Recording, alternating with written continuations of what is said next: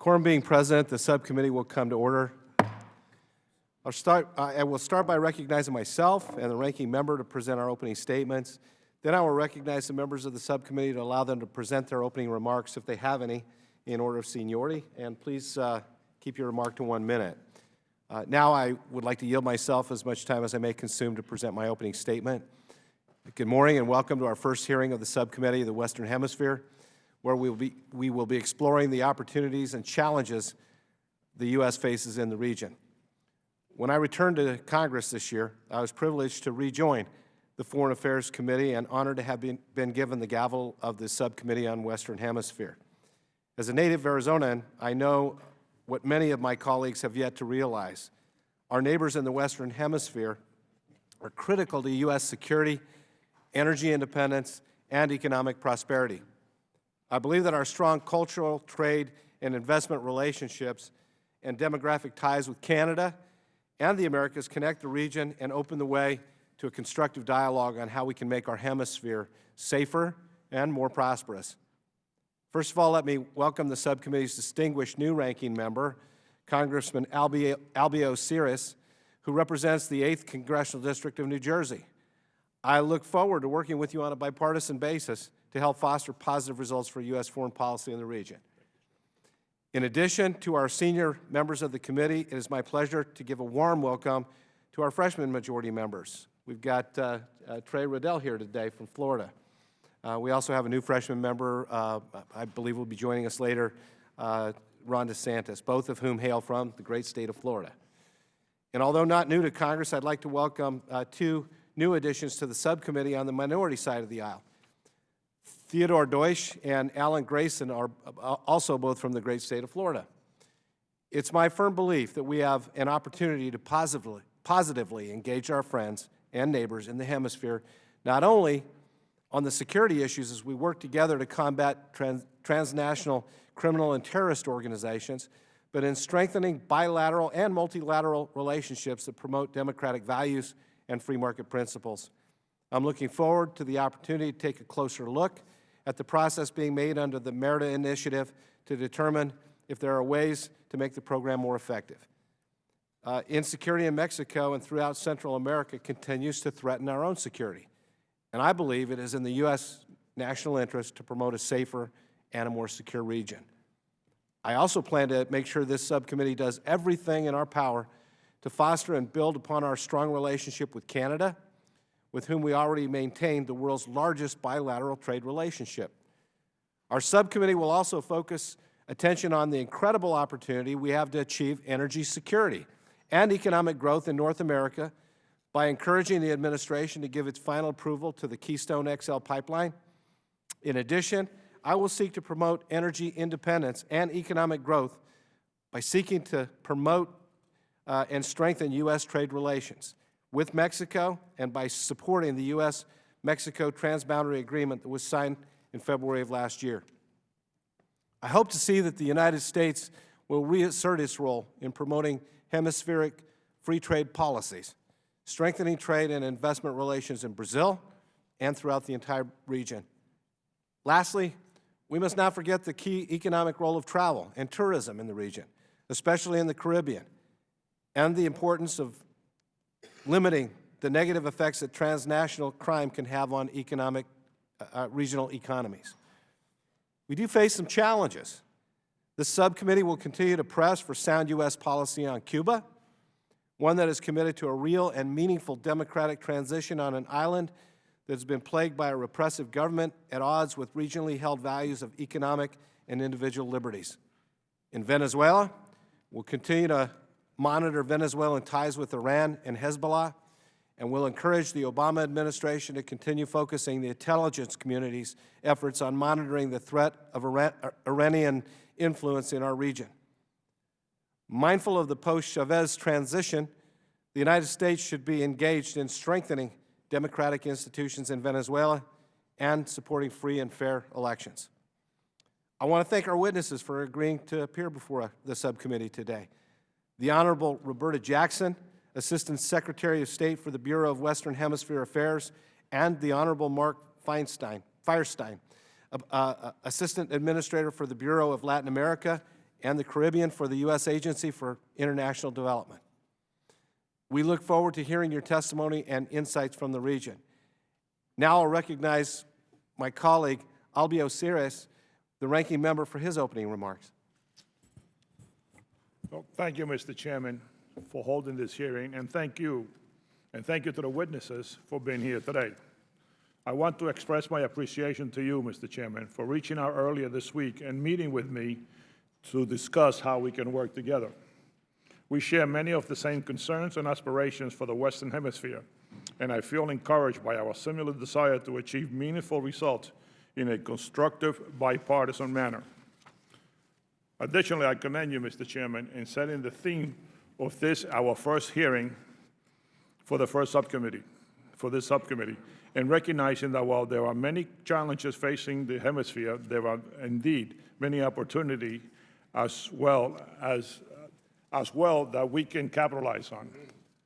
And so I look forward to working with you and the members of the subcommittee to address and overcome our nation's most pressing issues in the hemisphere. I believe it is fair to acknowledge that since 9/11, our foreign policy has focused on the crisis emanating from the Middle East, Asia, and back again. While certainly understandable, this focus has come at the detriment of our policies towards the Americas. Unfortunately, we have not paid appropriate attention to an area that is right next door. Some analysts have likened our foreign policies towards Latin America as adrift and far too narrow in scope. I agree that as the problems have risen, our responses have been reactive rather than proactive. And while I commend the strides that have been made in the areas of democracy and development at the country level, we have yet to articulate a strategic, cohesive policy for the region as a whole. A patchwork of initiative is insufficient and unsustainable for a region that is rapidly evolving and that is today second to Asia amongst the most economically vibrant regions in the world. Economically, the U.S. accounts for roughly 40% of the region's imports and exports value at nearly $4 and $450 billion, respectively. Canada is our #1 trading partner. Mexico, a close third after China, and the rest of Latin America combined is fourth. Yet today, China has become the largest trading partner for some of Latin America's largest economies. From 2000 to 2009, annual trade between China and Latin America grew more than 1,200%, from $10 billion to $130 billion. Russia has increased its arms sales with Venezuela and now Brazil, and Iran continues to expand its influence. I am concerned of the Argentina's Joint Truth Commission with Iran to investigate the horrific bombing of the Jewish Community Center and its continued harassment of the Falkland Islands' self-determination is worrisome. I remain determined to maintain pressures on Cuba's authoritarian regime, expose its continued human rights and press freedoms violation, and press for the release of Alan Gross, U.S. citizen. While I am hopeful for the day of a post-Castro Cuba, I remain vigilant on a possible post-Chavez Venezuela. Venezuela is our 14th largest trading partner with $56 billion in trade during 2011. Thus, the fate of Venezuela is critically important to us. If Chavez dies, we must be ready to work with the allies in the region for a peaceful transition of power and support the citizens of Venezuela demand for democracy and constitutional accountability. As you know, Colombia is our strongest regional ally. I am closely following the peace talk negotiations of President Santos with the FARC. If successful, Colombia will free itself of a long-standing obstacle to peace and economic prosperity. I believe that we should continue to lend our support to Colombia now, and especially after the fate of the negotiations. While overall security conditions have improved in Colombia, the levels of insecurity and corruption that has plagued weak Central American nations like Honduras and El Salvador is very troubling. In light of the declining foreign aid levels, I am particularly worried to ensure that money spent are simply not encouraging corrupt practices and acting as a rubber stamp to governments that treat American firms unfairly. In regards to Mexico, I am waiting to see how determined President Peña Nieto will be in combating drug trafficking. In this regard, I am looking forward to discussing the results of the MERIDA, the Central America Regional Security Initiative, and the Caribbean Basin Security Initiative programs, and the implications that imminent spending cuts may have on their effectiveness.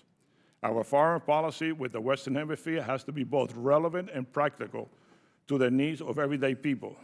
Geographic proximity alone cannot dictate the importance of our relationship and the relationships we have with our southern neighbors. The region has made significant political and economic advances. However, the lack of inclusive participation by all members of society in the growing economic prosperity of the region has made the Americas vulnerable to anti-democratic forces. I look forward to working with the chairman to advance these important U.S. regional interests and discussing with our witness how we can better address these concerns. I am hopeful that together we can work to ensure that these challenges do not overshadow the opportunities that lie before us. Thank you, Mr. Chairman. Thank you, Mr. Steres. The chair now recognizes the gentleman from Florida, Mr. Riddell, for a 1-minute opening statement. Thank you, Mr. Chair, Ranking Member Sears. Thank you so much. It's great to be here, Western Hemisphere. In my previous life, I was a journalist, so I've traveled extensively all over the Western Hemisphere, Canada, its majestic cities. In order to learn Spanish, I strapped on a backpack as a young man, traveled around Mexico, parts of Latin America where I have a deep, deep affinity for. We do have challenges, but today and moving forward, I'm really excited to focus on the tremendous opportunities that we have culturally, economically, all over the Western Hemisphere. Colombia in particular, just such a shining example of how we can work together where foreign aid plays such an important role. So it's great to be here. I just hope that we can use the information today to ensure that we in the United States have kind of a comprehensive strategic plan moving forward to again face those challenges, but most importantly, the tremendous opportunity for partnership and growth. Thank you. Thank you, Mr. Riddell. The chair now recognizes the gentleman from New York, Mr. Meeks, and a heck of a traveling companion.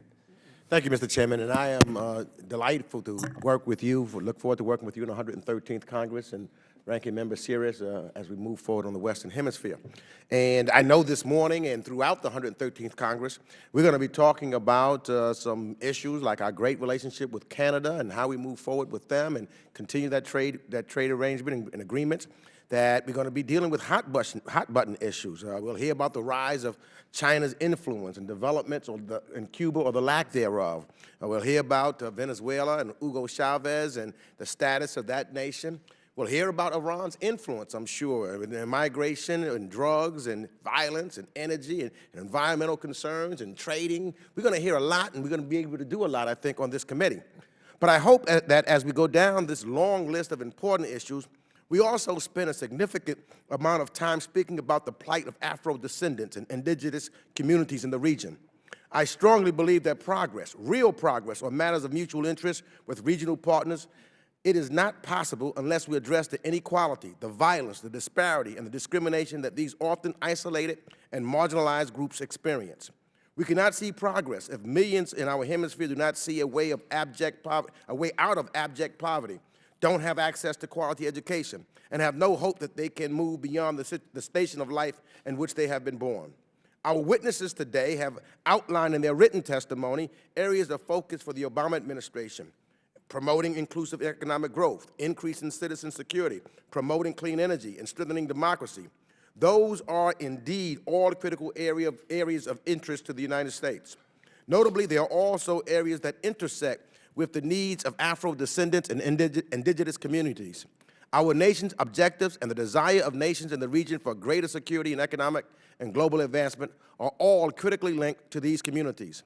And I have visited the remote areas of Colombia, for example, where drug traffickers, FARC, and paramilitary gangs prey on the geographically isolated Afro-Colombians and indigenous communities that have little means of protection and alternatives. In nations where the situation is dire for all citizens, like the Honduras, for example, it is almost always more dire for indigenous and Afro-Latino persons. I'd like to submit, Mr. Chairman, for the record, an OAS report titled, "The Situation of People of African Descent in the Americas. The inequalities and the disparities are too many to enumerate in my opening remarks, but this report highlights the major obstacles to the advancement that remain, and I hope that with today's hearing and as we move forward during this 113th Congress, that we discuss what must be done to adequately address the many issues that plague disadvantaged groups whose status in society is so critically linked to our own interests and our nation. Thank you. Without objection, this will be entered into the record. The chairman now recognizes the gentleman from American Samoa, Mr. Fally Mavega. Mr. Chairman, thank you so much for calling this hearing. Certainly want to commend you and our ranking member, Mr. Cyrus, for putting this hearing together. I do want to associate myself with the comments made earlier by our ranking member as well as my colleague from New York, Mr. Meeks. And I'd like to extend a warm welcome to our witnesses this morning, Ms. Jacobson and also Mr. Fernstein. Historically, Mr. Chairman, the United States, with much success, has focused its attention on developing and strengthening local economies, security, energy, education, and democratic governments. However, a demographic that is continually overlooked in the Western Hemisphere, which includes Canada, by the way, is the indigenous community. Tens of millions of indigenous people suffer from the consequence of historic injustice, including colonization, dispossession of their lands and resources, oppression and discrimination, and a lack of autonomy. Their right to development has been largely denied by colonial and even modern states in the pursuit of economic growth. As a consequence, indigenous peoples often lose out to more powerful actors, becoming among the most impoverished groups throughout Latin America, as I said, which includes Canada, somewhat of the same challenges that were faced in our treatment of the indigenous Native Americans here in the United States.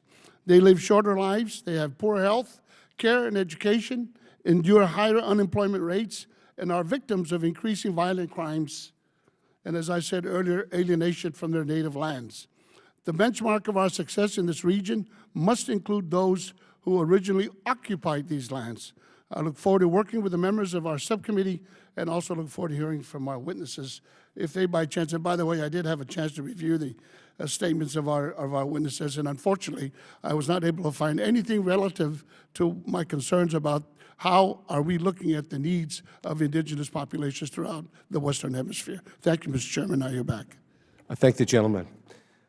And now, pursuant to Rule 7, the members of the subcommittee will be permitted to submit written statements to be included in the official hearing record.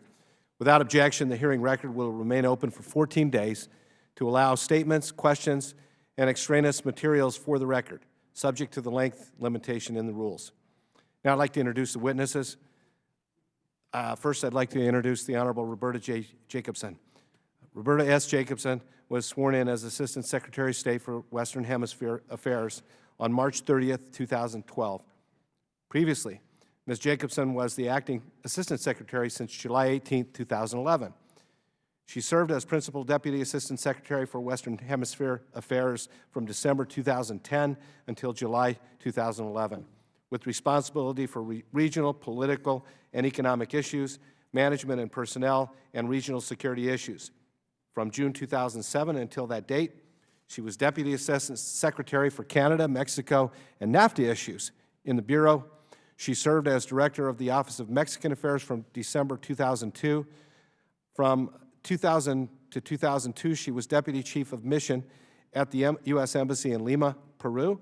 And between 1996 and 2000, Ms. Jacobson was Director of the Office of Policy Planning and Coordination in the Bureau of Western Hemispheric Affairs, covering issues such as civil-military relations, human rights, foreign assistance, and counter-narcotics throughout the hemisphere. Ms. Jacobson has also served as Coordinator for Cuban Affairs within the Bureau of Western Hemisphere Affairs, Executive Assistant to the Assistant Secretary 1993 to 94, Special Assistant to the Assistant Secretary 1989 to 1992, and the National Security Council 1988. Ms. Jacobson holds a Master's of Arts in Law and Diplomacy from the Fletcher School of Law and Diplomacy. In 1986, she got that degree, and a Bachelor of Arts from Brown University. I'd also like to introduce the Honorable Mark Feierstein. Mark is Assistant Administrator for the Bureau of Latin America and the Caribbean. He previously served as the Principal and Vice President at the international polling firm Greenberg Quinlan Rosner. He has overseen public opinion research in over 30 countries, gaining insights into the views of citizens around the world on a whole range of topics. Before joining Greenberg Quinlan Rosner, Firestein served as Director of USAID's Global Elections Office. He also worked in the State Department as a Special Assistant to the U.S. Ambassador to the Organization of the American States, where he negotiated with diplomats from the Americas on an array of regional issues. Prior to that, he was Director for Latin America and the Caribbean at the National Democratic Institute for International Affairs, overseeing programs to strengthen democratic institutions in developing countries. He's fluent in Spanish, has worked as a journalist in the United States and in Mexico, has published articles on international issues for leading major newspapers and journals. He received his B.A. magna cum laude from Tufts University and his M.A. from Fletcher School of Law and Diplomacy. I'd like to say that it's obvious from these terrific resumes that we have professionals in every sense of the word, and we're just thrilled to be working with you, excited. I look at my colleagues on both sides of the aisle, and I'm really excited. I think we've got a true bipartisan group here that's more interested in furthering U.S. interests than partisan squabbling. I'm very excited about that. I think we've got a wonderful group. I think we have wonderful leaders to help guide us through. Let me explain the lighting system real quick. I'm going to explain the lighting system in front of you.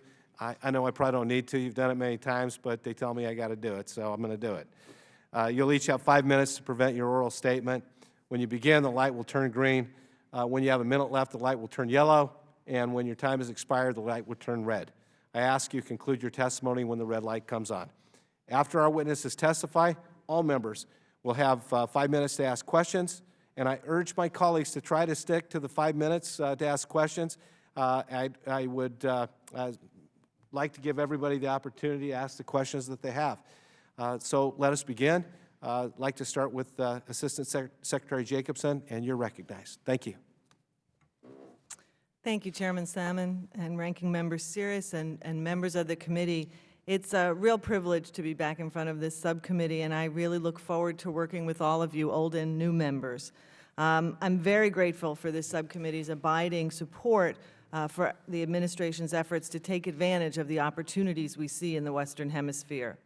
U.S. relations with our neighbors are on a positive trajectory. We have fulfilled President Obama's commitment at the 2009 Summit of the Americas by pursuing constructive, balanced partnerships. We focus on 4 areas: fostering inclusive economic growth, increasing citizen security, promoting clean energy, and strengthening democracy.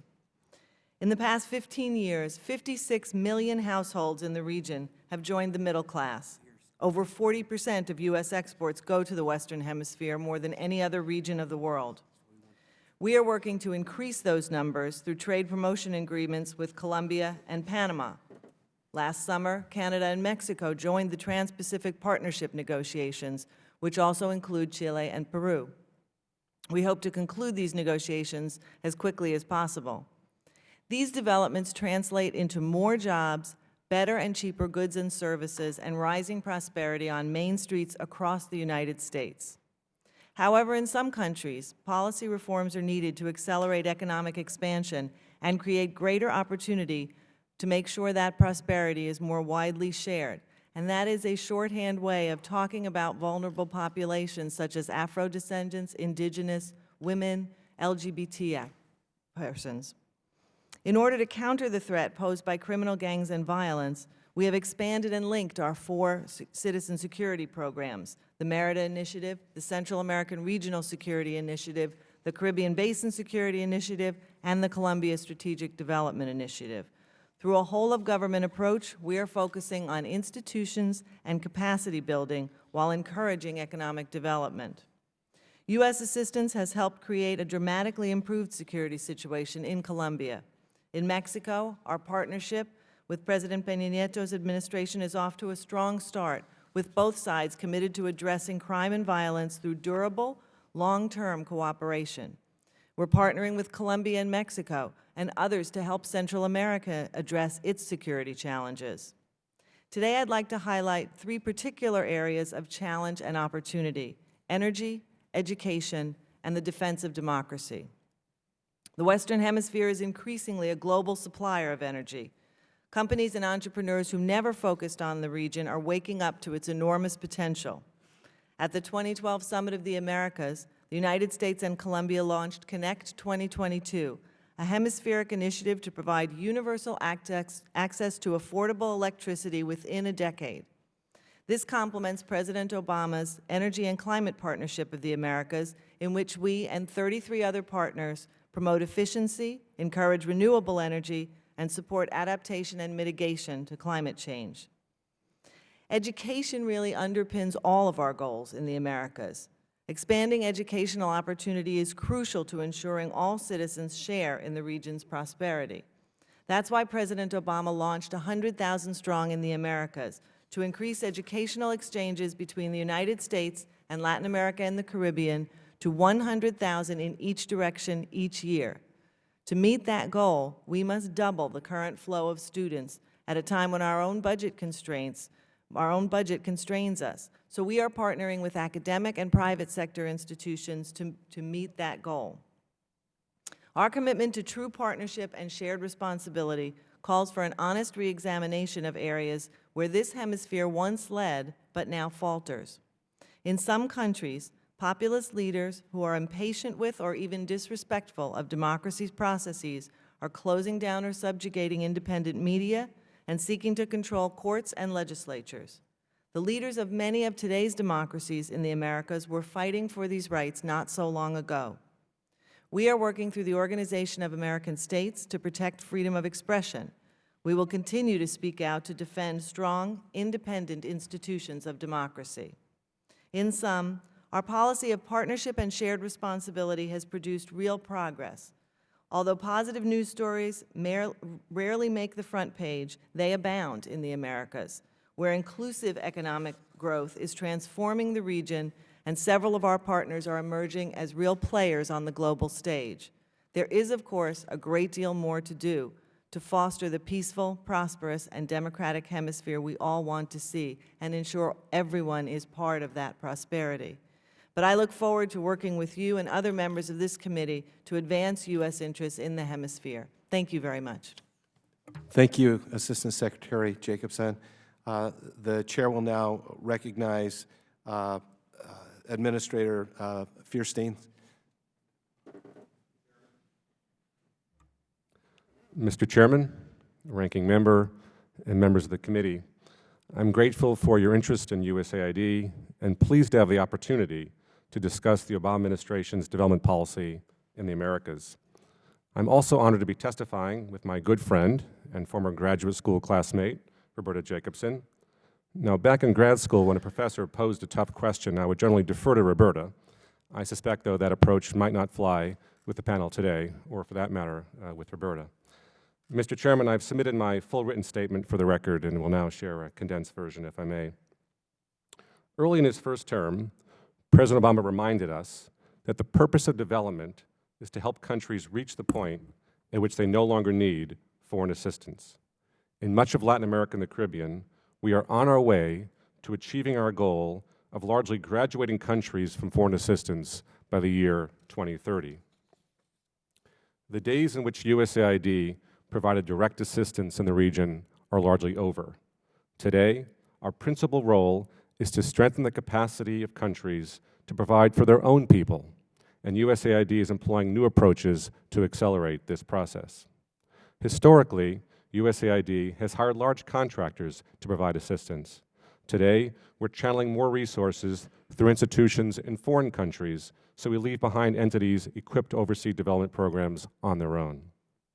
The most important source of development funding for nearly every country is not donors, but internally generated revenue. That is why we're instituting programs to help governments raise their own funds for development. The private sector is also adding its financial muscle and business expertise to promote development. USAID is increasingly partnering with companies to enhance our assistance and deliver long-term development dividends. As we succeed in creating the conditions under which foreign assistance is no longer necessary, the family of donor nations will grow. Countries where USAID made significant investments in the past, such as Chile and Brazil, are now collaborating with us in third countries. Just as our approach to development has changed, the nature of the development challenge in the Americas has evolved as well. continued economic and democratic progress is now impeded in many countries by violence and criminality.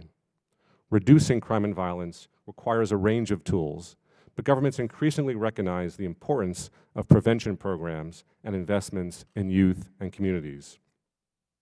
USAID is helping countries to draw on lessons from U.S. cities that have been so successful in reducing crime. Last year, USAID Administrator Rajiv Shah signed an agreement with Los Angeles Mayor Antonio Villaraigosa to train Central American officials on methods that have worked in LA. In South America, Peru and Colombia face security challenges of their own. In Colombia, our effort to help the government defeat guerrilla groups and reduce drug production now includes helping the Santos administration implement historic land reforms and compensate victims of the conflict. In Peru, we're working with the government to expand a successful program that has helped coca farmers transition to legal crops. As violence and criminality emerge as threats to democracy, there are still traditional practices being employed to undermine it. To protect democracy, we're ramping up our support for a wider cross-section of local civil society organizations.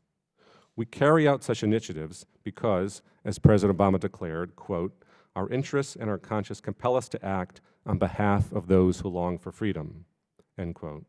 In the Americas, nowhere is that longing for freedom more suppressed than in Cuba. Today in Cuba, the government not only imprisons Cubans who try to exercise basic rights.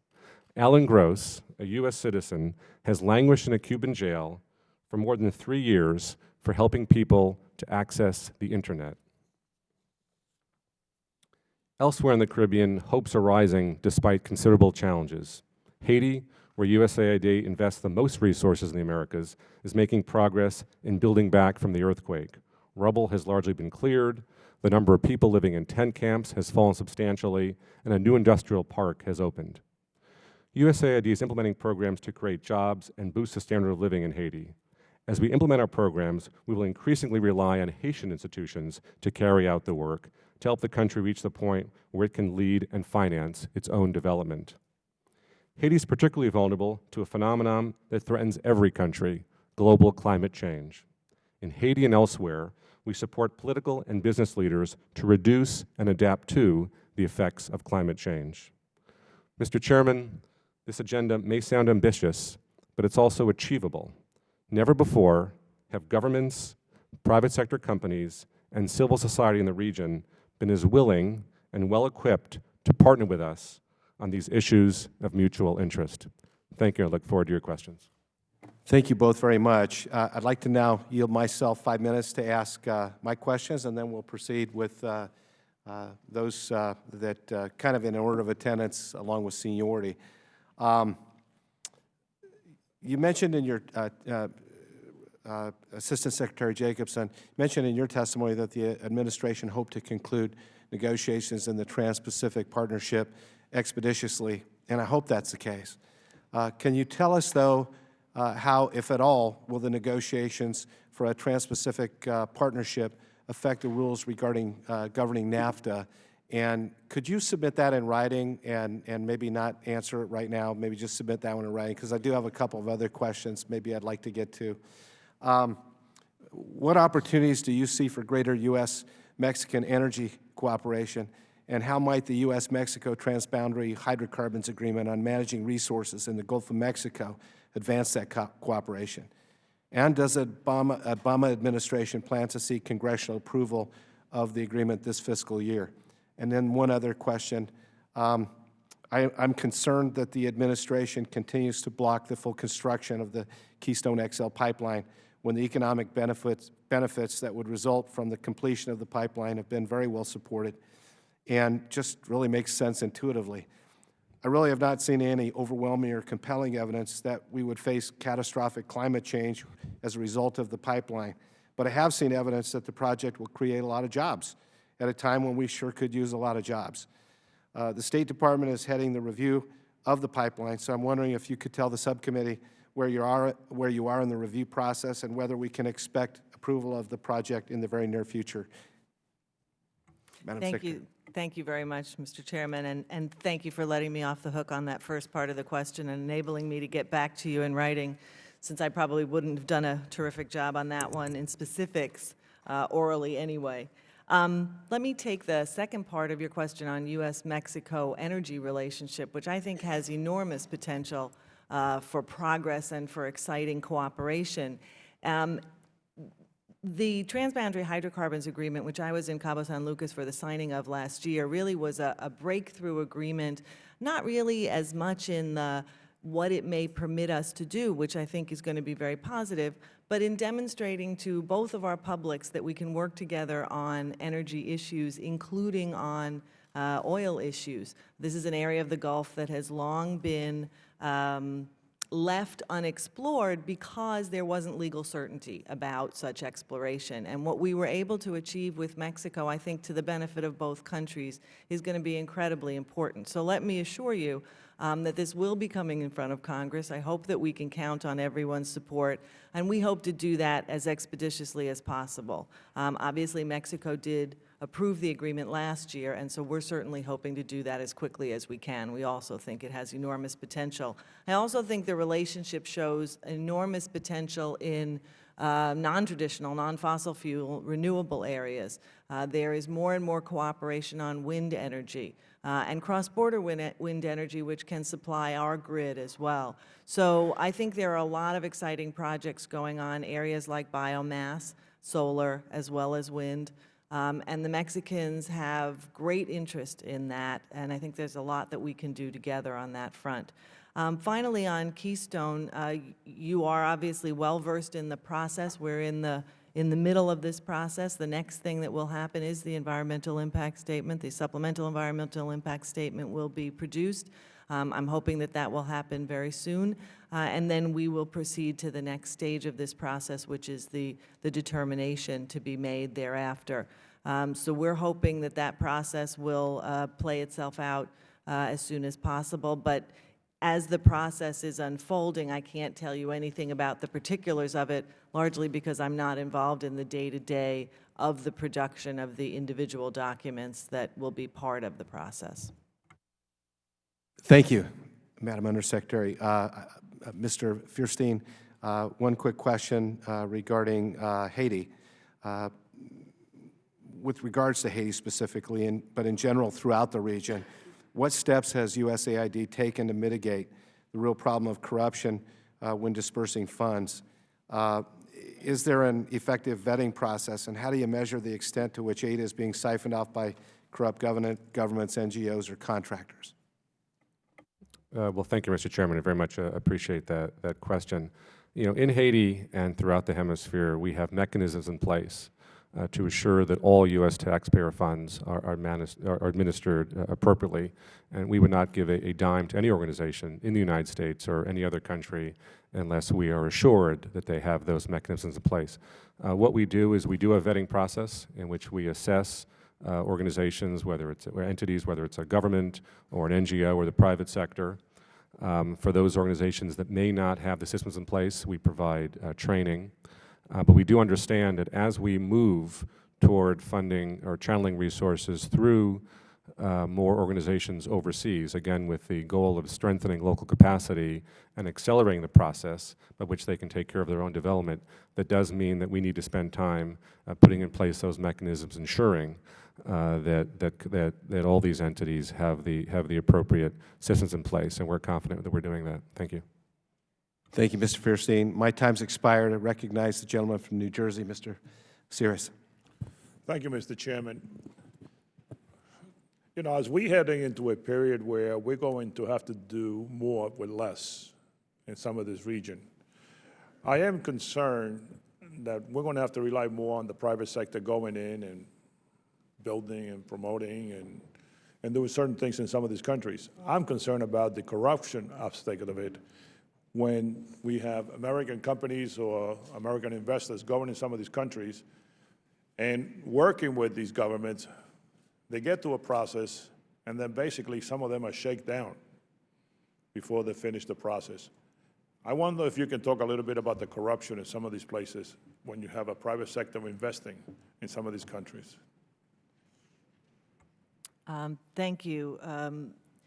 I think you're reflecting, obviously, a problem that we see throughout the hemisphere. It's not a problem that is exclusive to this hemisphere. It's obviously something that American and other companies confront in lots of places in the world. But it is an area that, along with many of our programs on security, the goal of which is to have a level playing field for everybody and access to justice, and to have institutions that are clean and not corrupt. And while we may focus on the impact of that on street crime or transnational criminal organizations, in fact, that's critically important for private investment and for the private sector to do business in those countries. So that it's very important that we work with countries on improving their mechanisms for transparency, for openness, and for anti-corruption measures. So it's a priority for us as a government, both in our assistance programs, as Mark laid out, but also in our dealings with governments on private investment and private sector operations. We obviously work with American companies very aggressively around the hemisphere to make sure that they can have a fair shot at whether it's contracts or operating on a level playing field. And in many cases, we are working with governments in the hemisphere to reduce corruption significantly. Countries are looking at how well they're doing in that area as they look at a World Bank ranking for doing business or Transparency International's ranking. They know that levels of corruption impede their own development. And so we're finding more and more partners in this fight, but it does not mean, obviously, that we've had complete success yet anywhere, even in the United States. Thank you. Do you have anything to add? Sure, Congressman. I appreciate your reference to our need to do more with less. And as a result, we are doing much more with the private sector and establishing alliances, not only with the private sector in the United States, but also overseas. I was in El Salvador 2 weeks ago, had an opportunity to announce the largest public-private partnership in the history of USAID involving local private sector. And that was with a consortium of foundations funded by the private sector in El Salvador, and we'll be working in communities to help to reduce crime. So I think that we're seeing both U.S. companies and countries in the region to step up. We're also seeing countries themselves recognizing they need to put more resources into development. In Honduras, for example, a new security tax was approved. Again, just these are funds that will be devoted to security. So I think that we are managing to leverage our funds in a considerable way. And of course, I could not let you go without asking a question about Cuba. Can you tell me where we are with Alan Gross? And let me ask a question: where we are with Joanne Chesimard? That's a big issue in New Jersey, as you know. There's $1 million bounty on her head in New Jersey. Thank you, Congressman. And I wish I had a better story to tell you on the situation with Alan Gross. As Assistant Administrator Fierstein said, he remains in prison after 3 years. We have pushed very hard for his release. We believe his imprisonment is not warranted. And more importantly, if he has a situation which warrants a humanitarian gesture by the Cuban government. His mother is 90 years old and has cancer. His wife lost her mother recently. He's been in prison while his daughter battled breast cancer. This is a story where a man should be sent home to be with his family. And we continue to push on that with allies and partners in the hemisphere on the Cuban government, directly when we interact with the Cuban government, and with others who have come to us and wanted to help. Unfortunately, we have not seen a response yet from the Cuban government. On Joanne Chesimard, you know that being from New Jersey, I am very well familiar with the case. And it is an issue that we raise regularly with the Cuban government. I raised it myself the last time I was there 2 years ago when we had migration talks. The importance we place on the return of U.S. fugitives, in particular those like Joanne Chesimard, William Morales, and others who have committed terrible crimes and should be returned to the United States. Thank you. I think my time is up. Thank you. Gentleman's time has expired. Chair will now recognize the gentleman from Florida, Mr. Riddell. Thank you, Mr. Chair. Question on Colombia. As I had said earlier in the opening statements, I mean, it is such a bright, shining example of cooperation, culturally, economically, between our countries. And the numbers are staggering. We've worked closely with Colombia to combat drug trafficking, terror activities, poverty. In about the last decade, we have seen achievements such as a reduction of 90% in kidnappings and terror attacks, 45% reduction in homicides, again, in about the past 12, 13 years. Another positive development, the poverty and inequality have dramatically decreased. The population living in poverty decreased 44% in 2002. Again, huge decreases more recently as well. Are there any kind of lessons that we can learn about our relationship with Colombia and apply them to other countries? One in particular, Mexico. We see the struggles and challenges that they're dealing with today. Do you see any kind of areas where we would be able to apply that? I'd start with you, Ms. Jacobson. Thank you, Congressman, and it's a great question. I think we do see many lessons. The issues confronting Mexico are in some ways structurally different than they may have been in Colombia. Mexico is also a federal system, which Colombia is not. But there are many similarities, and there were clearly lots of things learned by Colombia during that period of time, things that work and frankly, things that don't work and that you need to do differently.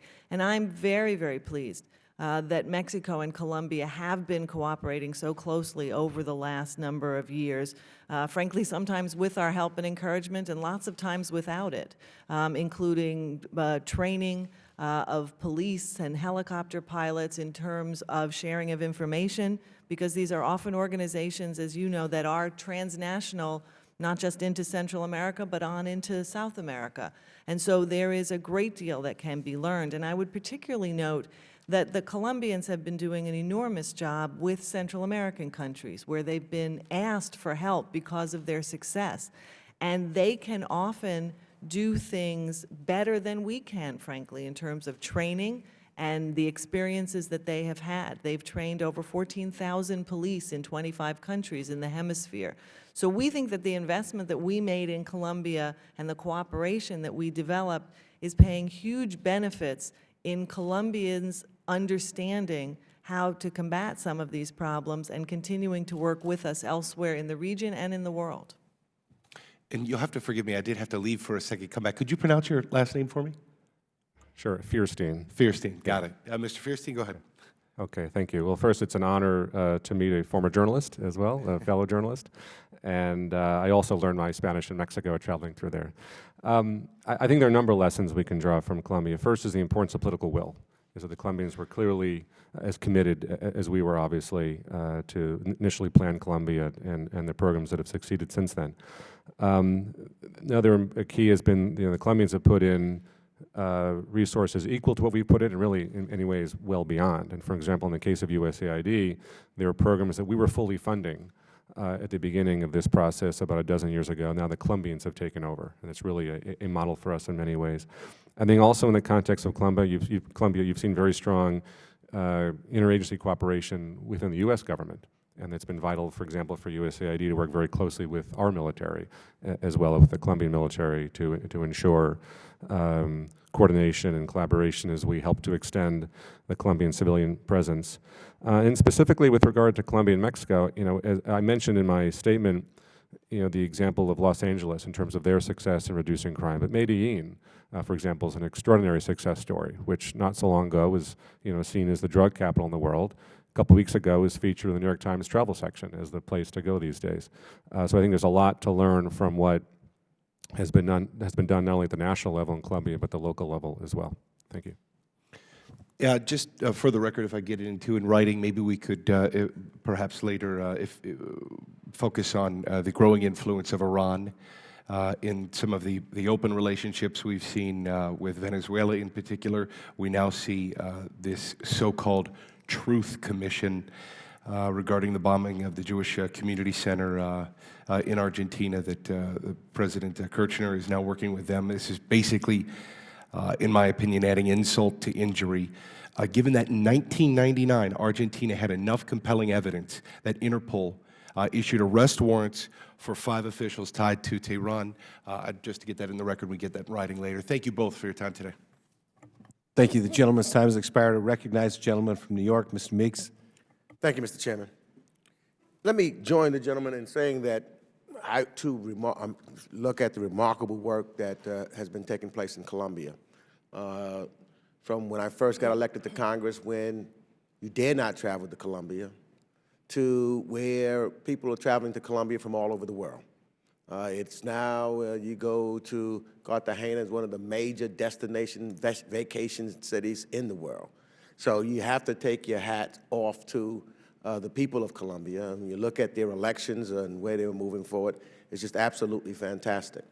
The issue, though, that I do want to bring up, because it was so successful, when you look at what was Medellin now is just unbelievable, and how we focus that. But we've changed the plan, or Plan Colombia, to a degree now to also help with making social change. And I'm wondering, can you tell us where we are with that? For example, you know, when I visit Colombia, not only do I visit Medellin or Bogota or Cartagena, I go to Tumaco, I go to Buenaventura, I go to Choco, I go to Cali. And some of the drug cartels have pushed out into some of these areas. There's clearly, when I go, sometimes I have to take a brigade of police with me because for security reasons, and these people tell me that this is what they're living with. So can you tell us where we are and how we're moving forward with the monies that now going socially so that we can make a difference in those areas? Thank you, Congressman, and thank you for your continued commitment to Colombia. And I'm going to let Assistant Administrator Fierstein answer much of this, but you're absolutely right.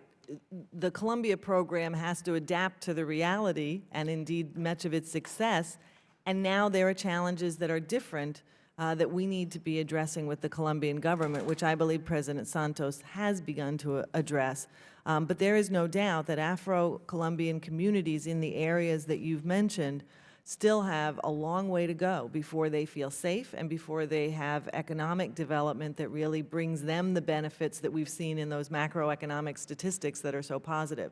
It's one of the reasons why we have a joint action plan on elimination of racism and working on Afro-descendant communities with Colombia, trying to focus on small communities, how we can help with business, how we can help women entrepreneurs, and how we can help with protection issues. This is very much an issue that we work on with Colombia now, and one that I think we have to continue to commit to, as well as ensuring that we focus on in all of our programs, not just the ones under the Joint Action Plan, but in all of our programs, that we focus on these vulnerable communities as part of the recipients. Thank you, Congressman. You raised some really vital issues. In fact, our support in Colombia has evolved as the challenges there have evolved. The Santos administration is currently implementing some historic reforms. First, in terms of land, to restitute land to those people who lost their land as a result of the conflict and have been displaced. And USAID helped to draft that legislation, is now helping implement that law. Second, with regard to victims, there's an effort to compensate the millions of victims of that conflict, and again, we helped to draft that legislation and now helping to set up the entities that will carry that out. Specifically with regard to the challenge of Afro-Colombian, we have a large program in Colombia that has been ongoing for a number of years. We've just initiated a new part of that. We recognize the special challenge that Afro-Colombians faced. You mentioned some of the places you've traveled to, Tumaco, Choco. I've also been to those. We'd be delighted to show you some of our programs in those areas. But we're very much focused on helping Afro-Colombian communities to improve their governance. We provided some economic assistance to help them with their livelihoods. We have a strong human rights component in that program as well, because we recognize that the special challenges that both Afro-Colombians and indigenous people in Colombia face. And we're working with regard to human rights, both with government institutions to help them to better protect Afro-Colombians and others, but also with civil society. I don't want to interrupt you, but I'm running out of time, and I'm really going to want to talk to you so we could follow up on that. You know, send me some of what we're doing in writing, but we've been working, and I know Ms. Jacobs said we've been working very closely, and so we look forward to doing that. But I just wanted to quickly raise, because I was just reading yesterday a comment by, going to Haiti quickly, President Martelli, where he's talking about roughly 350,000 people still live in camps, and many others simply have moved back to the same shoddy-built structures that proved so deadly during the disaster, and that Martelli has said that the relief effort is uncoordinated and projects hatched from good intentions have undermined his government. He said, we just don't want the money to come to Haiti anymore. Stop sending money, he said. He says, let's fix it. He says, referring to the international community, let's fix it. What would your comments be about that? Thank you, Congressman. One of the biggest challenges that we face in Haiti in the reconstruction effort is to find housing for the people who are living in tent camps. And there is some good news to report. At the height of this, there were 1.5 million Haitians living in tent camps. There are now about 300,000. So there's still a ways to go. And USAID has done a lot in the area of housing. We're building some new housing.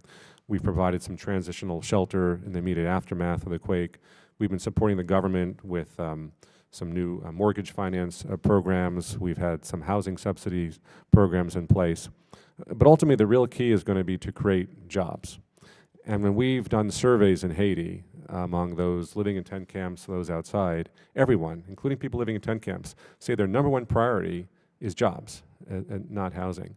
And we can construct housing anywhere, but people won't move to those places unless there are jobs, unless there are community services like healthcare and education. So we're putting a great effort now in trying to strengthen the Haitian economy. We've just helped open a new industrial park in the north, which we anticipate will employ up to 65,000 people once all the tenants are there. We have a very strong agricultural production program in place. We're reaching nearly 100,000 farmers, helping them to increase production, access markets, both domestic and international. Certainly Haiti's challenging, but it's been 3 years since the earthquake, but this is a long-term challenge, and we have a long-term plan in place. And if we consider, where Haiti was even before the earthquake and the extraordinary damage that was done, I think that the progress we've seen in the last 3 years has actually been quite considerable. Thank you. Thank you. The gentleman's time has expired. Recognize the gentleman from South Carolina, Mr. Duncan. Thank you, Mr. Chairman. I've got an opening statement I'd like unanimous consent to submit for the record. Without objection. Thank you. I'm glad Columbia was sort of the center of the focus today. I was down there last year to the Summit of the Americas in Cartagena, where I met the Secretary, I think, for the first time. And it was interesting to hear the conversation about the security and FARC and narco-terrorism. We were down there in August of last year as well, looking at what the Air Assault Division and the money we talked about earlier. The U.S. has helped Columbia with the helos and the helicopter training. And so I see some successes down there. But when the ranking member and I were in Cartagena, we met with members of the Colombian Congress, and we asked them the secret of their success, because we saw prosperity. And this is what they said. I thought was very interesting. Low taxes, government spending limiting government spending to 4% of GDP or less. Now, they've got some room for improvement there. I believe they can spend more on GDP, but 4% of GDP less, and just enough government to support the free markets. That was what the congressman said in there. And I wrote it down. I tweeted it out that day, put it on Facebook, because that's what made this country great. So maybe we need to go back and take a lesson from Colombia. The area I'd like to focus on is an area that was conspicuously absent in the written testimonies of Secretary Jacobson and Administrator Fierstein, and that is the issue of Iran's growing influence and activity in the Western Hemisphere. The gentleman from Florida mentioned Argentina, and the Reuters article today about Argentina's Congress approved early on Thursday an agreement with Iran to investigate the '94 bombing, and that's concerning to me. I believe Iran is a growing threat in the Western Hemisphere. We got the bill passed last year countering the Iran in Western Hemisphere Act signed by the President. So the question I have for Secretary Jacobson, have you personally been overseeing the Bureau of Western Hemisphere Affairs implementation of the Iran strategy? And if not, who has?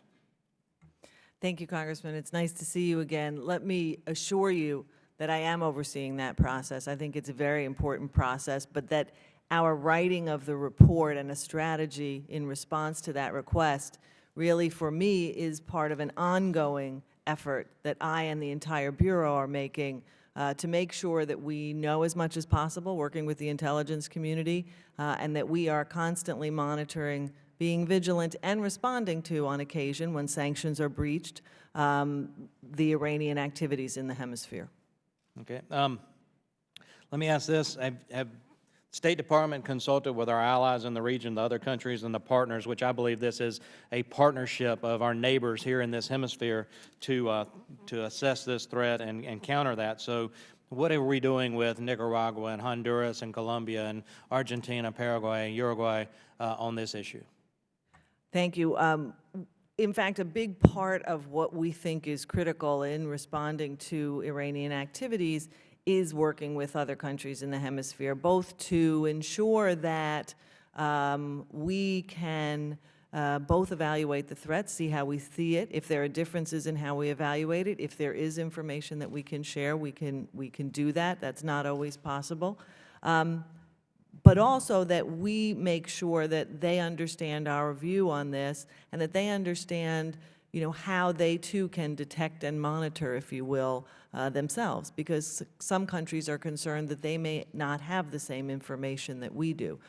So we do have conversations with all of our partners in the hemisphere, and frankly, anyone who wishes to talk about that subject with us to monitor actively the Iranians' activities. There obviously are also a lot of diplomatic agreements and activities that Iran signs in the hemisphere, most of which I have to say seem not to be coming to fruition, seem not to be delivered on. So we have active conversations with leaders in the hemisphere about this issue.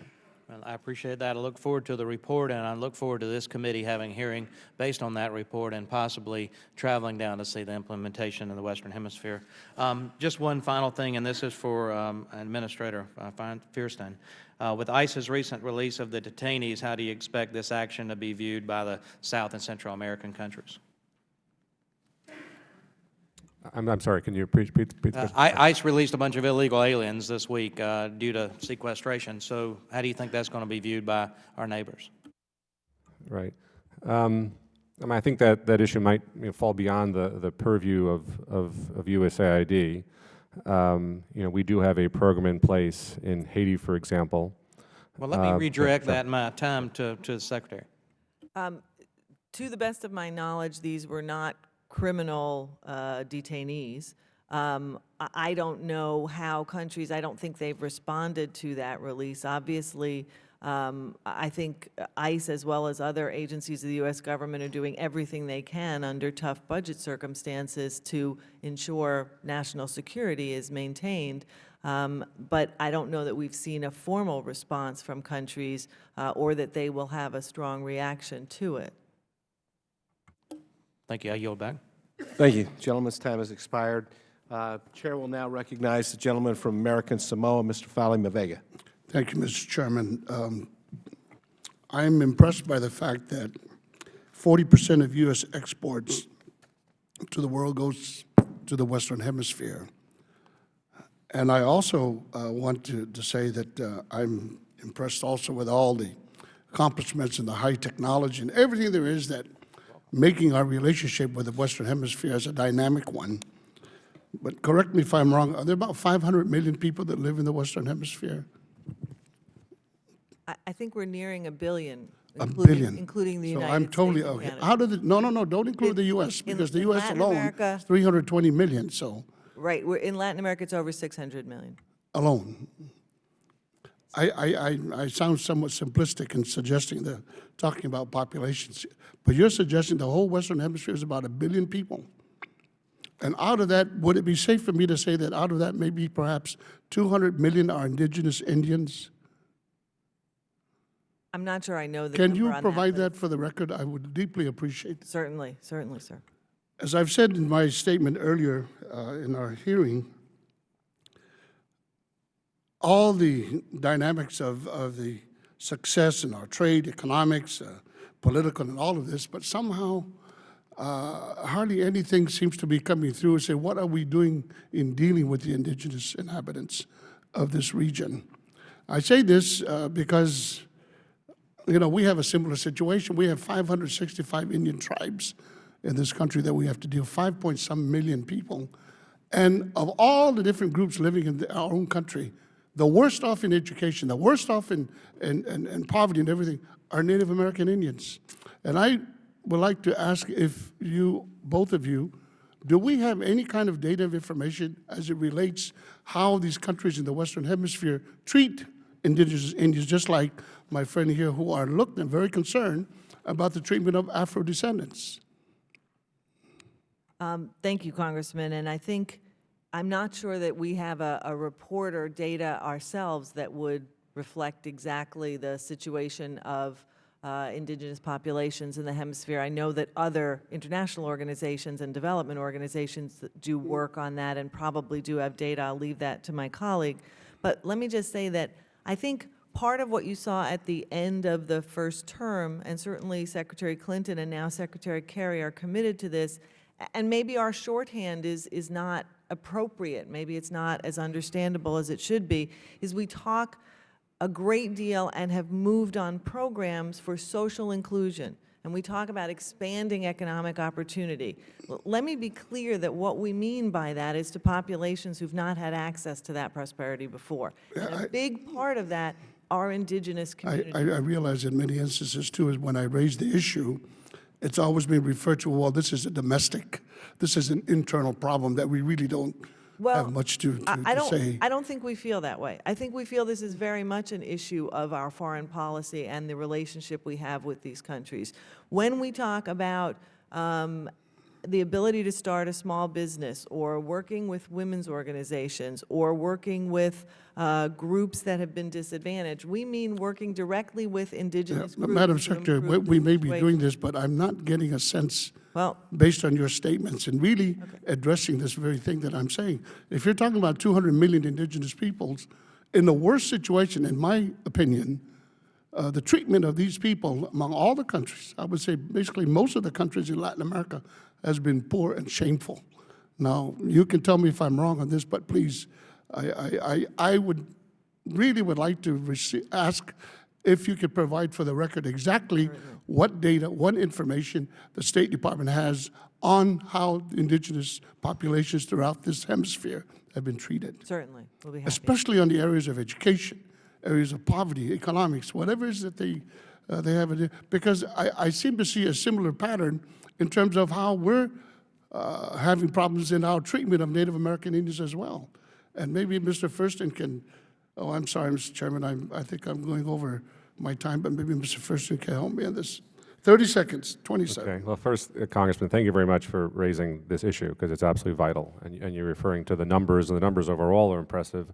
And certainly if we focus on particular countries, Guatemala, for example, Peru, Bolivia, and others, the numbers are overwhelming. We do have a number of programs in place that are, in fact, focused on indigenous populations. They may not be advertised as such, but for example, our program in Guatemala, working in the Western Highlands, where we're focusing on poor farmers and helping them to produce, to help increase production. My time is up. I hate to say this, but of the 100,000 you want to do in this educational exchange or whatever it is, I hope you include indigenous Indians who have the same thing, because I'm not hearing it. Yeah. Thank you, Mr. Chairman. I'm sorry, I didn't mean to go over the time. Thank you. Thank the gentleman. I recognize the gentleman from Florida, Mr. DeSantis. Thank you, Mr. Chairman. Thank you all for testifying. I'm going to ask about Cuba. I don't know if you've covered that. I've been going back and forth with meetings, so please indulge me. This has obviously been a major concern for folks in my state for a long time. The extent to which the Castro regime has upset the livelihoods of people, taken their property, infringed their freedoms, is something that is very real to a lot of people in my state. It's something that I care about a lot.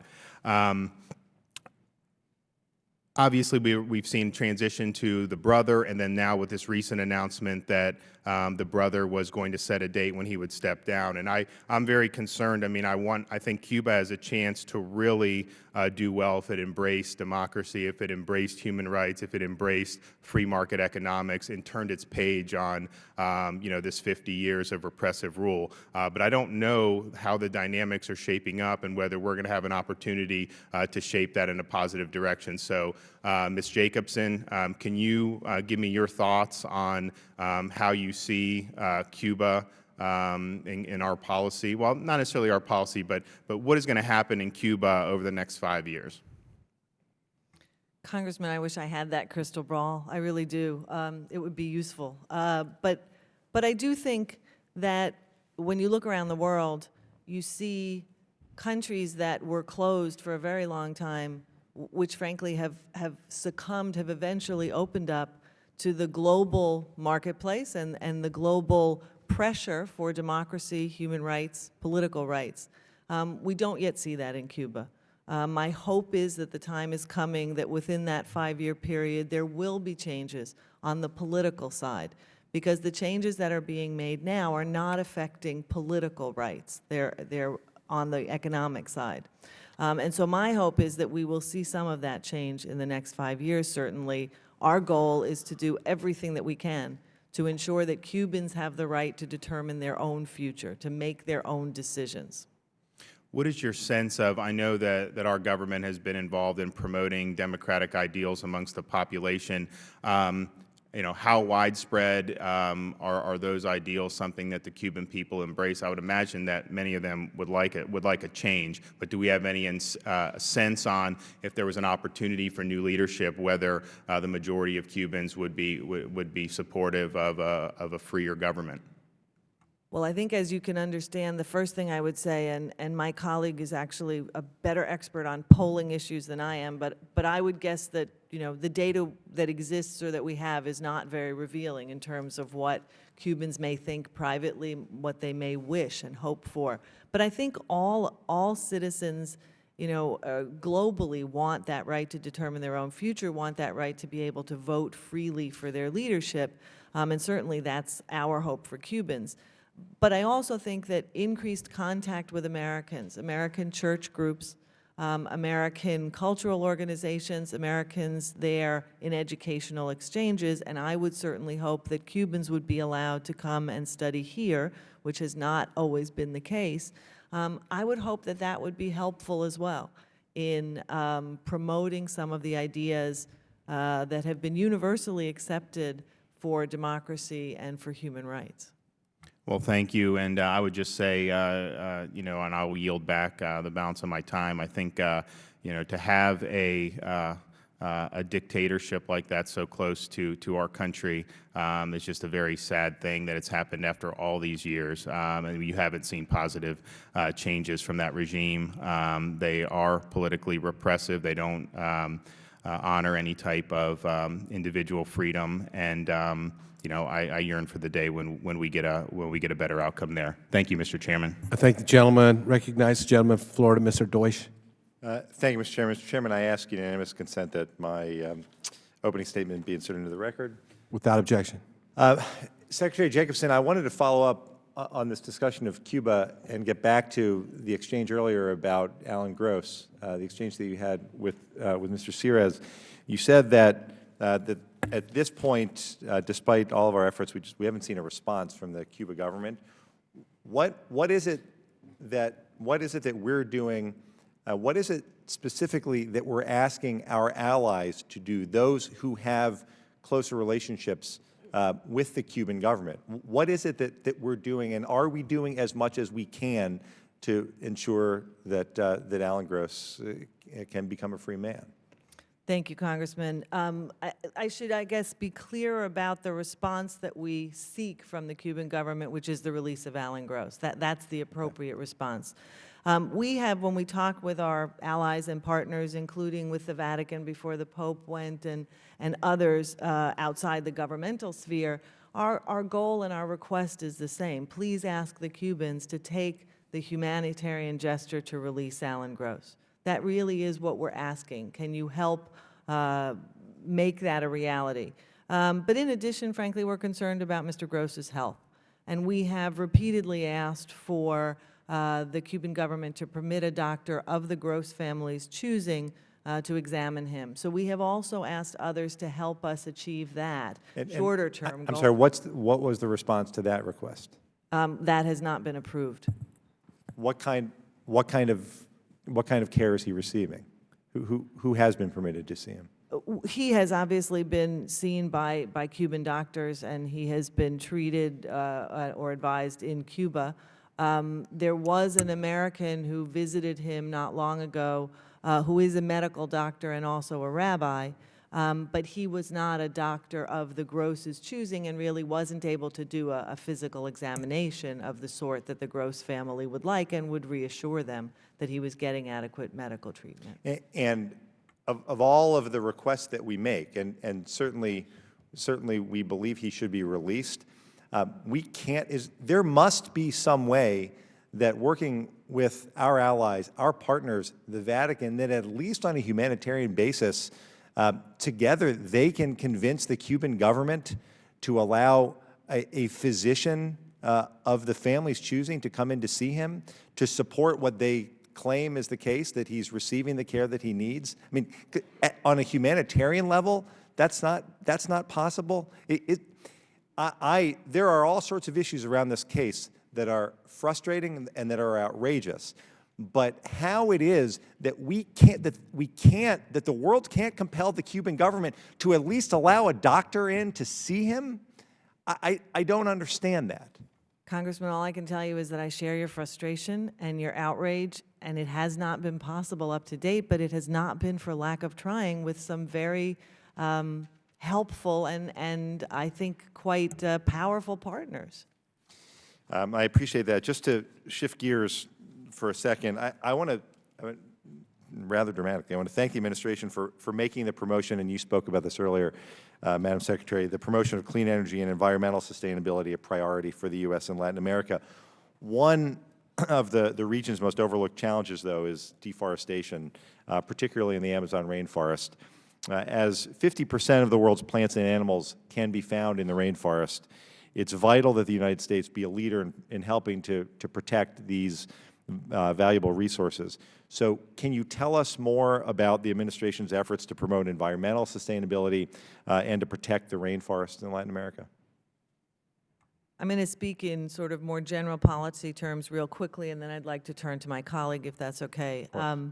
Obviously, the Environment and Climate, the Energy and Climate Partnership of the Americas, or ECPA, now has about 40 or 45 projects. They are relatively small scale. All of them are designed to move us to both clean energy or to look at adaptation and mitigation for climate change.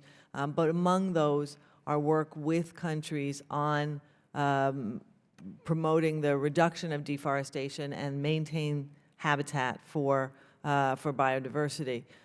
We've also obviously opened conversations with our Brazilian partners, with other Amazon countries, Colombia, Ecuador, Peru, as well as others around the hemisphere, on how we can do more cooperatively in global fora as well as regional fora on reducing deforestation.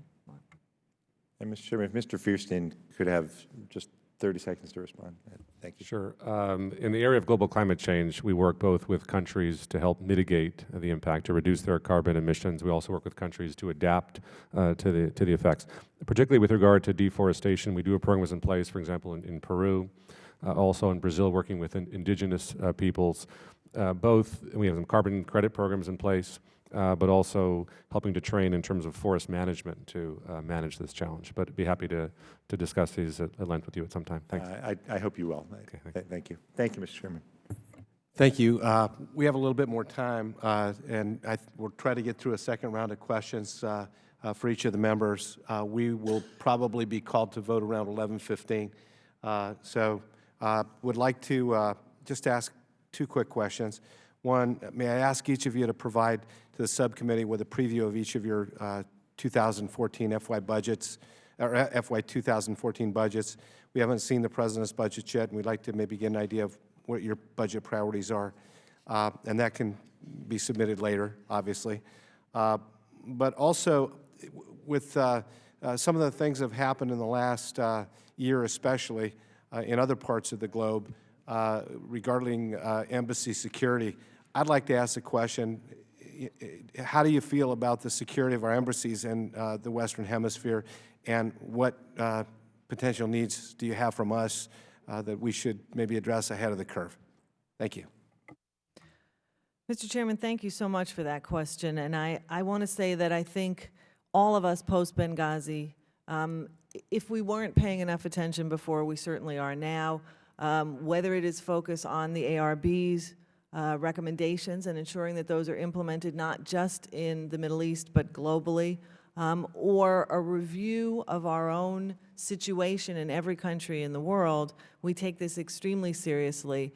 I think we have legitimately recognized that the Western Hemisphere happily does not face the same level or the same kind of threat that we do in the Middle East, but we are never complacent about that, and we don't mean that there are no threats. So we have reviewed all of our posts, we have talked with all of our ambassadors, we have ensured that they have reviewed all of their emergency action planning to be sure that we are on top of these issues and that when threats arise, that we take none of them lightly. We are lucky enough to have in many parts of the hemisphere, buildings that were built either to Inman standards or are even newer.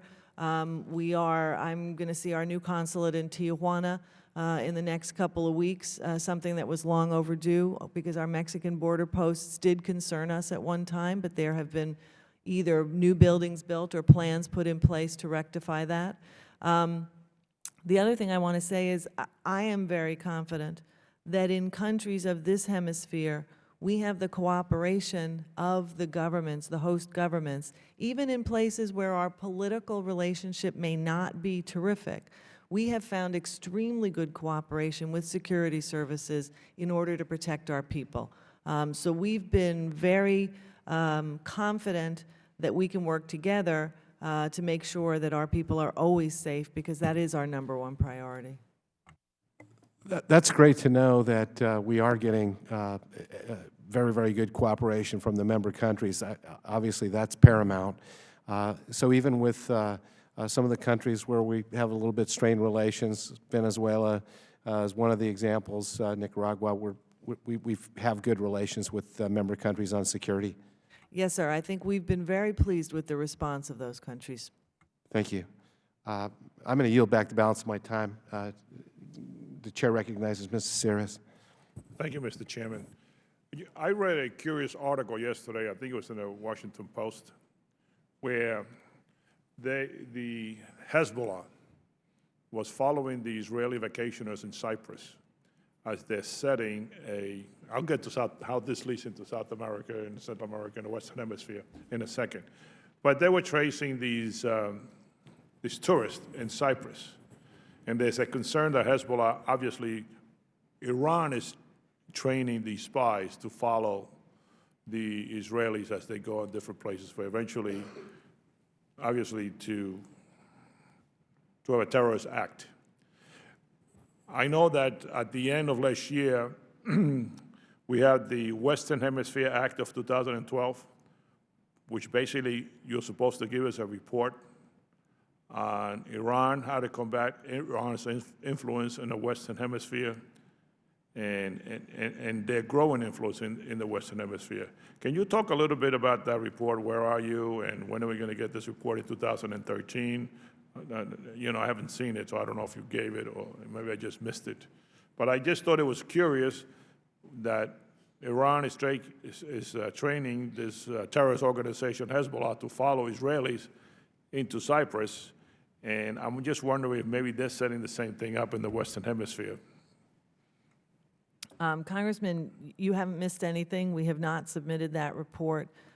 We will do so by June. I think it's in June when the deadline is for submitting it, and we're working on it now.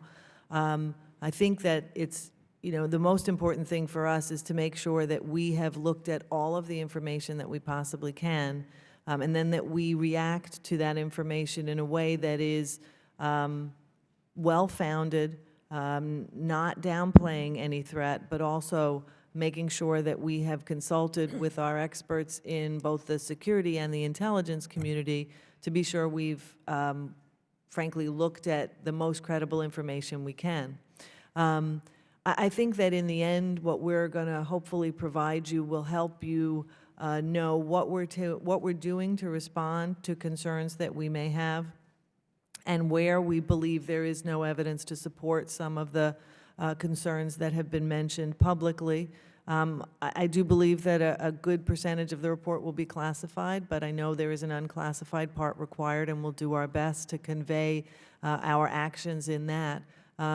Because, as I say, we're not complacent. We saw, bus bombing in Bulgaria, and so these things do have to be looked at. Obviously, after the AMIA and the Israeli embassy bombing in Argentina, we don't consider anything impossible. And the Arbab case of the Saudi ambassador with the person from Mexico. So we'll be getting back to you soon. Thank you. Thank you. Chair recognizes Mr. Riddell. Thank you, Mr. Chair. We've been kind of openly discussing the challenges that we have with Venezuela and sometimes the rhetoric coming out of President Chavez there, whose health right now is in question. When we look at the possibility of a post-Chavez Venezuela, is there a role that the United States, this is directed, by the way, to you, Assistant Secretary Jacobson, is there a role that the United States can play, that we should play, possibly can play, in terms of ensuring free, fair, and transparent elections in the country of Venezuela? Thank you, Congressman. And actually, if I could, I think it's a question for both of us. Great. Because AID has terrific election programs. I do think there's a role for the United States. In some ways, there has always been a role with the Venezuelan people, and there will continue to be. We engage actively with Venezuelans of all stripes, and we'll hope to continue to do so. We'll talk about the importance of an even playing field, commitments that all of us have made in the inter-American system to open, free, and fair elections. And I'm hopeful that with a small amount of foreign assistance that we've had on the books for a number of years, we'll be able to help in more concrete ways. Thank you, Congressman, for the question. In Venezuela, we do have a long-standing program in place to support those who are advocating and fighting on behalf of democracy and human rights in Venezuela. We support civil society. These are nonpartisan programs. As Roberta noted, we've had electoral programs in place in the past and prepared to do so in the future as well. Help Venezuelan groups to monitor the process, to encourage people to vote. We've also been supportive of human rights groups that have documented the human rights situation there, and we're prepared to continue those under any scenario. Thank you. Thank you. I will yield the remainder of my time. Thank you, Mr. Chair. Thank you. The chair recognizes Mr. Meeks. Thank you, Mr. Chairman. I have two quick questions. Number one, could you give me, tell me what the successes or the failures or the weaknesses of CBSI, whether or not, they're having the social impact that we thought that they would have, whether it's helping to, combat drugs, et cetera. So if you give me your opinion on CBSI. And secondly, give me your thoughts and your opinion on the progress of the negotiations between the Colombian government and the FARC that's currently taking place. So those two.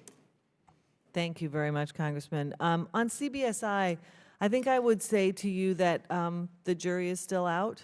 There is a lot of work still to be done. I think we are making progress. One of the things I'm most pleased about is the process that we've undertaken to implement programs through CBSI. It was slow in some ways, but that was because it was incredibly collaborative, coming together with that many separate Caribbean countries to decide what the priorities were and where the programs were going to be carried out, which also I think was important for sustainability, for governments to be doing what they thought was important as well as we thought. I do think that in some places we have seen increased information sharing, increased cooperation on operations, especially maritime, and some inroads that we've begun to make in whether it be reduction of caseload in judicial area or working with prosecutors and others in areas to improve judicial responsiveness. We've also seen a lot of effectiveness here of the donor coordination. Our own funds are not as large as we might like, but we have been able to partner with both the UK and with Canada to get extra prosecutors in and to work with them to kind of leverage increased cooperation and make sure we're all working on the same areas. Mark, you probably have more specifics. Sure. In the case of CBSI, USAID is, of course, one of the many agencies responsible for implementing our programs. We operate in 3 areas in particular. First, supporting efforts with at-risk youth, providing education, workforce development to provide alternative and positive lifestyles for youth who might otherwise be lured into a life of crime. Second, we're very much involved in the area of juvenile justice reform. And then finally, also with regard to community policing, we've been supporting a number of countries in that area. I think that's probably the area we've seen the most success. For example, in Jamaica, we've had a long-standing community policing program, and we've seen in the areas where it's been instituted, murder rates, crime rates generally have a dramatic decline. So we're hopeful in the coming years we'll see comparable successes elsewhere. Thank you. And let me just say, Congressman, on Colombia, I think you know that our position has been to strongly support the Santos administration's efforts on the peace process. I know those efforts are ongoing and the talks continue. We hope that they will prove successful. It would be enormously important for Colombia. And we will do all that we can to support President Santos, who I think, himself has said that he hopes things can move along, that he's looking for movement. My guess is that, like most peace processes, there are frustrations and there are successes and gains, and we'll do everything we can to support that process moving ahead. Thank you, gentlemen. Recognize Mr. Fally Vega. Am I the last of the Mohegans? Thank you, Mr. Chairman. And I don't want to, I appreciate your willingness to work with us on this situation dealing with our indigenous communities throughout Latin America. Would it be possible to the Obama administration, you've announced about 100,000 projected exchanges in education, that some provision ought to include that to seek getting indigenous scholars? Because I've always said that this is probably one of the most important aspects if we're ever going to lift the status politically, economically, and everything of indigenous peoples, and that's through education. And I'm sure Mr. Furstein probably has a good grasp of that in terms of how the USAID program. I know I don't have the time, but if I could get that information, and I'll follow up on that as well. Yes, absolutely. I just want to say that we have begun exchanges of indigenous students with students from American Indian universities in Bolivia and elsewhere. They've been incredibly positive, and we want to do a lot more of them. I was in Rapa Nui. I don't know if my colleagues know where Rapa Nui is, but it was last year. It's also called Easter Island. I say this because these are my cousins that live there. I'm from the Samoan Islands. I don't know who the idiot was that classified us as Polynesians, but anyway, we're people from the islands. And in a very similar fashion, I wanted to know if you can include and make sure that opportunities in education are also given. And I've had some real good exchanges with the leaders of Chile, since Chile has jurisdiction over the people of Rapa Nui. I want to break away just with a quick question, because this issue is going to be tied in quite closely in terms of the situation of the drug cartel situation between Mexico and the United States. And years ago, I shared with my colleagues in the committee a statement made by one of the presidents of Latin America, and says, if you Americans wouldn't just stop having so much demand for drugs, then maybe we won't, without supply, then it won't give us any incentives to supply you with this serious situation, which has become a multi-billion-dollar industry. And I believe it was 2 or 3 years ago that Secretary Clinton also commented on the fact that if there wasn't so much demand from the United States for drugs, then maybe we wouldn't have the cartels and everybody doing this, which has become, what, a $20 billion industry now? Probably even more. And my understanding is that 85% of the guns, and I suspect most of them assault weapons, found in Mexico come from the United States. Does that make any sense? And there's some thousands of firearms businesses along the Mexican-U.S. border selling these weapons and unfortunately killing the Mexicans because of these drug cartels that have been going on. What is the status of the drug cartel situation between Mexico and the United States on this? Congressman, thank you. And I do think that it's been very important that we have talked openly, Secretary Clinton, now Secretary Kerry, and certainly the President, about our responsibility in this, that shared responsibility really does mean shared responsibility. And that is why the administration has increased the amount of money that they've put toward prevention and treatment. It's also important to note that over the last 30 years, we've seen dramatic decreases in drug usage in the United States. And we think there's been progress on the demand side, but obviously more needs to be done. And ultimately, that is the answer to this problem. In the meantime, the cooperation that we've had with Mexico, obviously the situation in terms of the level of violence has been horrific and is not acceptable. But the pressure that's been put on the cartels in Mexico is making a difference in terms of their ability to operate, the costs they have to incur, but we need to continue working on that. The cartels have clearly fragmented into more cartels, more numbers, and ultimately, we want to get to a point where law enforcement in the United States and law enforcement in Mexico cooperating together can ensure not that drug groups don't exist, but that we get that level of violence and the level of drugs that they're able to move down to something that law enforcement can prosecute. Well, it's unfortunate. handle. You're talking about 60,000 Mexicans have died as a result of the drug cartel situation since 2006. That's bad. Thank you, Mr. Chairman, and I thank our witnesses for their testimony. Thank you. And just to follow up, I don't have a question. I'm going to thank you both for your participation, but I would like to kind of summarize maybe some of the things that you all have presented, as well as some of the priorities of this subcommittee.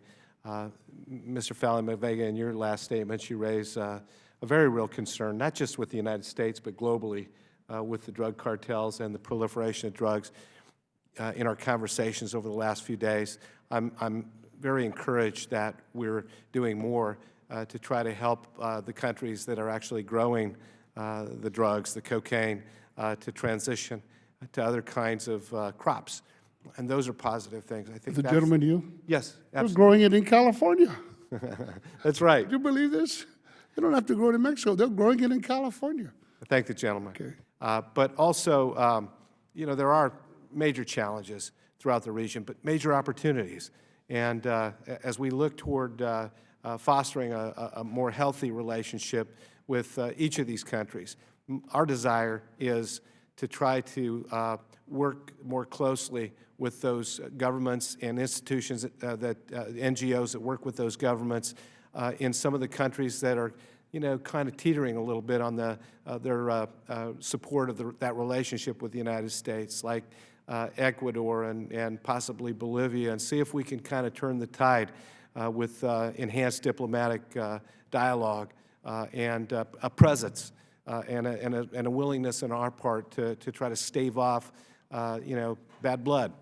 Also, as we work with countries like Brazil, who've done so many things right when it comes to economic development and government reforms.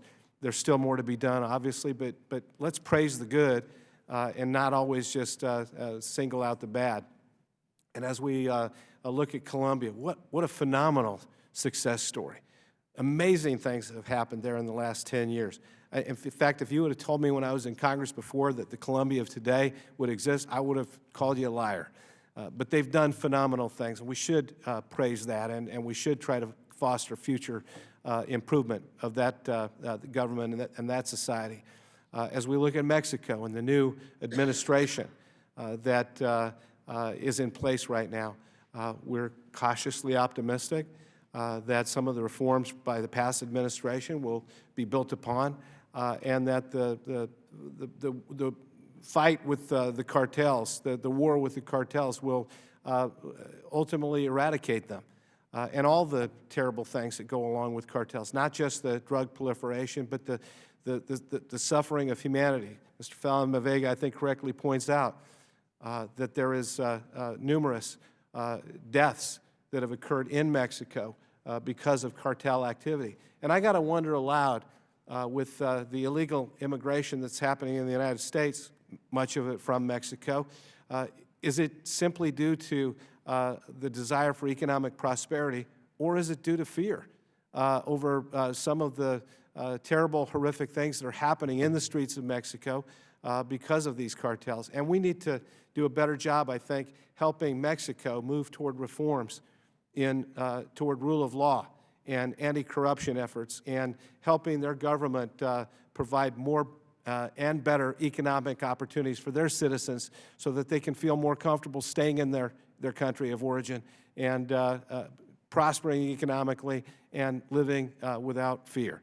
And so these are all things that we look at as we try to grow our relationships in the Western Hemisphere, and not to forget Canada and the phenomenal economic relationship and the ties that we have with them, economic ties that we have with them, and the very symbiotic relationship that we have toward economic growth and prosperity. Those are all important things as we look forward in this committee.